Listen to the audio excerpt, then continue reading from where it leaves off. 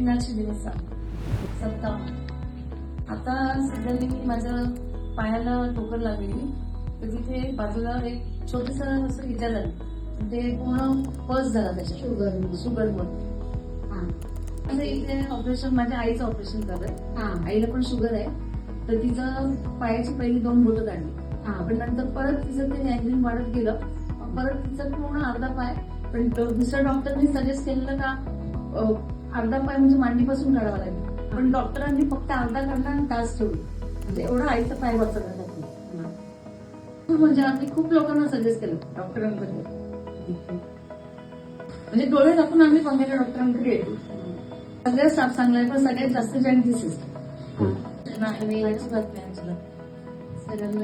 सरांना विश्वास आहे तेवढा.